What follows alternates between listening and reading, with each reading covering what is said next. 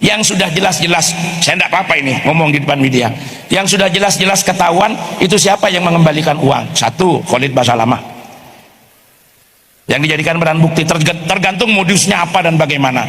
Yang kedua, Hilman Latif. Hilman Latif itu siapa? Mohon maaf, mohon izin, Pak Hilman Latif itu adalah Bendahara Umum Pengurus Pusat Muhammadiyah. Tapi kenapa? Media yang bermain begitu. Tidak semua orang sadar. Sampai sekarang belum ditetapkan, walaupun ada nama Isfa Abidal Aziz, salah satu ketua juga sudah dicekal. Assalamualaikum warahmatullahi wabarakatuh. Waalaikumsalam warahmatullahi wabarakatuh. Nama saya Alfanani Rizky Rahmatullah dari Jember, program studi agroteknologi. Di sini saya akan menanyakan tentang masalah NU. NU Nahdlatul Ulama di era sekarang memiliki stigma yang buruk, yang kurang baik di sosial media, dan kita sebagai warga Nahdien adab, sangat menuntut tinggi adab. Pertanyaannya, bagaimana adab kita warga Nahdien menanggapi hal tersebut? Sampun. Terima kasih. Assalamualaikum warahmatullahi wabarakatuh. Waalaikumsalam warahmatullahi wabarakatuh. Pertanyaan yang sangat luar biasa, kritis, tapi tetap berpatokan pada adab kesantunan dan tata krama.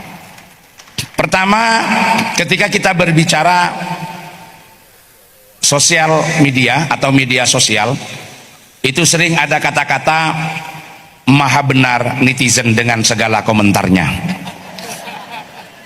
Artinya patokan benar salah itu sudah bukan didasarkan kepada objektivitas ilmiah, tetapi kepada persepsi dan narasi yang dibangun oleh orang-orang yang mampu membangun narasi itu.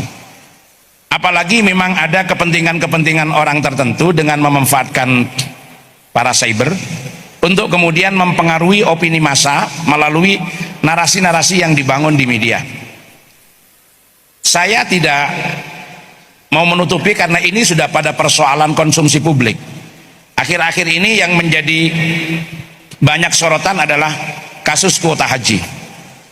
Sekarang kalau kita mau objektif menilai, ini banyak para ahli hukum, itu sedikit pun tidak ada kaitannya dengan NU. NU tidak punya kewenangan mengatur kuota haji.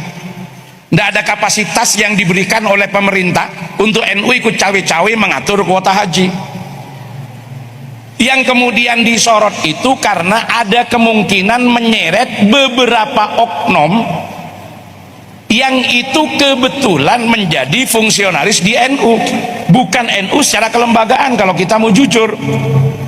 Dan itu gak ada kaitannya dengan NU.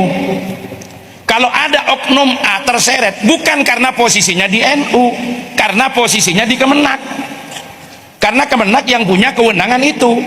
Kalau dia bukan orang Kemenak, tidak mungkin ikut-ikut ngatur itu. Berarti bukan karena posisinya di NU. Saya yang ada di NU, para kiai di samping saya yang ada di NU, yang nggak ada hubungannya dengan mengatur kuota haji. Itu kan narasi yang dibangun. Siapa yang membangun narasi? Orang yang punya kepentingan, dalam tanda petik, kepentingan yang tidak selamanya baik terhadap Nahdlatul Ulama, sehingga membangun narasi itu. Kalau sekarang kita mau jujur, dari sekian penyelidikan, walaupun kemudian sudah ada 3 orang yang dicekal, walaupun sampai hari ini belum ditetapkan siapa tersangkanya, ngulur-ngulur untuk tidak menetapkan tersangka, itu juga ada framing yang diinginkan.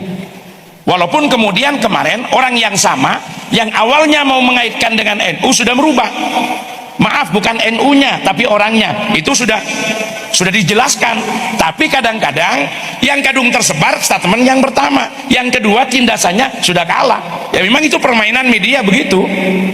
Pada akhirnya minta maaf kan, tapi klarifikasinya lebih sedikit.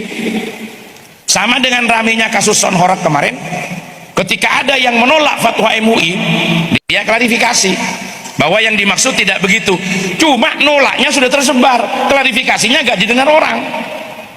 Seperti itu problemnya, itu problem media.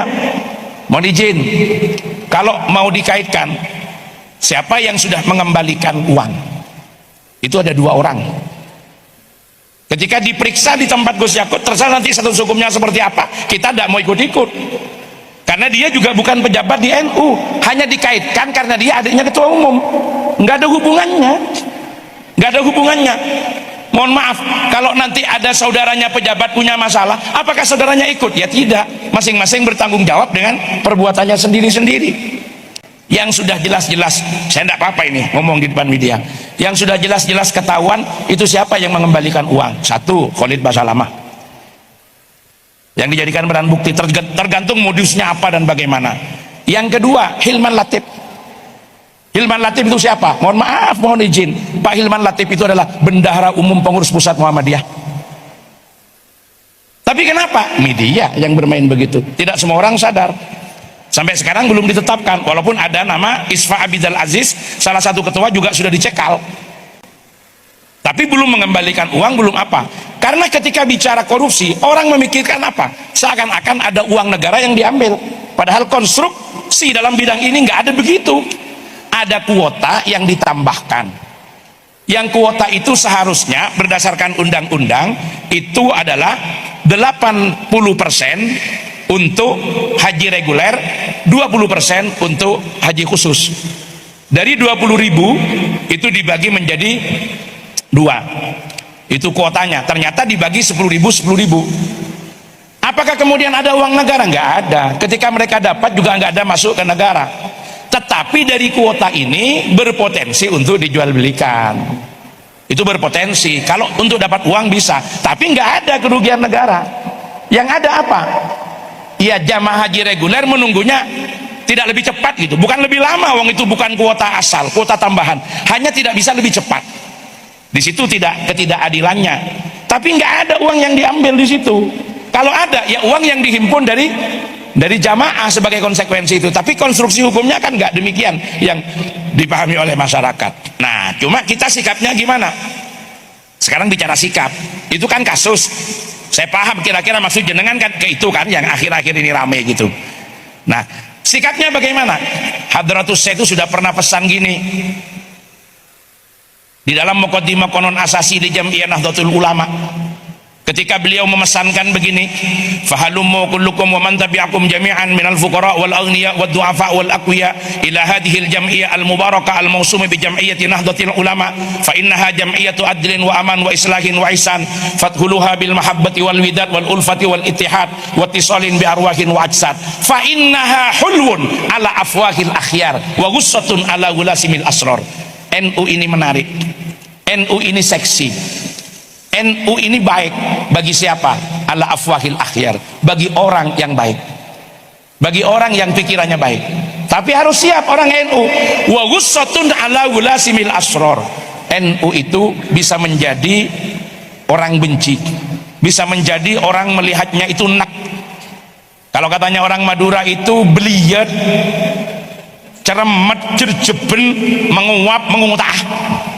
Untuk bahasanya orang Jember. Ya, membikin orang mangkel, membikin orang jengkel. Tapi bagi siapa? Ala gulasimil asrar, atas orang-orang yang memang tidak baik. Maka bagaimana? Biarkan aja, kebenaran akan menemukan jalannya sendiri. Karena tidak mungkin ada kaitannya dengan institusi. Kalau itu dilakukan pribadi. Kenapa dicantolkan? Ada keinginan besar. Nanti itu akan terlihat sendiri. Allahumma sholli ala Muhammad. Jadi bagaimana sikap kita di media? Ya tidak usah pusing-pusing. Kita teriakkan. Siapapun yang salah harus diproses sesuai dengan ketentuan yang berlaku. Tapi kesalahan oknum tidak boleh menyeret institusi. Itu adalah sebuah ketidakadilan. Sekarang pun banyak travel yang sebetulnya dapat izin dari Kementerian Agama, semuanya resmi. Justru resmi dipakai dalil untuk menarik konsumen atau calon. Ternyata setelah berdalil resmi, dia mentalnya tidak baik. Jadi legalnya legal, tapi mentalnya tidak baik. Nah,